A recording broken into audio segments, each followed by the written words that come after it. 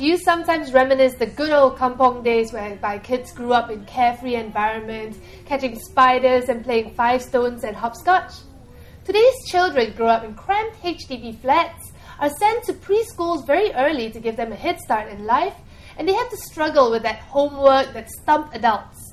Is it time to bring back the fun childhood of yesteryear? We have three parents in the studio today to join in this discussion. So how was your childhood like, and how have things changed for your child?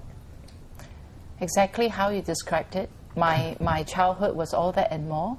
We could catch guppies and everything, but of course there was always the cane there to remind us of our obligations as a student. I think the education system then was very different. And as a result, as long as we did our homework, we could then play, until dinner time. Children nowadays are under microscopic scrutiny, and very often their lives are quite dictated by, pre-scheduled routines, whereas our lives back then was really, really, truly free and easy. And in fact, I didn't even know I was sitting for the PSLE when it happened. A friend of mine came up to me and said to me, "You've got to make sure you turn up for school early, or at least on time next week." I said, "Why? What's up?" And because I was a perpetual latecomer. And she said, "Oh, there's some important exam going on." So I said, "Oh, all right then, I'll make the effort." So I turned up, sat for the exams, and sometime later my teacher said to me, "Congratulations, you've done quite well. Here's a piece of paper for you to go home and fill up for your secondary school." And until now, then my sister didn't want me in the same secondary school as she was, so I had to look for an alternative. So I went to school and asked my friends, "Which school do you think is a good one to go to?" And someone said, "I think Raffles." I said, "How do you spell that?" And we wrote it down. That was my first choice, and that's how I got into RGSS. People who grew up in the 70s, 80s all have the same Kampung spirit. You go anywhere to play. The last thing on your mind is always study. Of course, there's one or two who is always studious one. But otherwise, for most of the chaps, is you gather everybody, go to a playground, you make new friends, then you even design your own toys, your own games, and have merry. So only when your mums come to you to say, "Hey, homework, exam, all these things," then you, okay, just go through it, go through the motion. But there wasn't any stress in a sense to say, I must proceed to the next phase, then get to which school.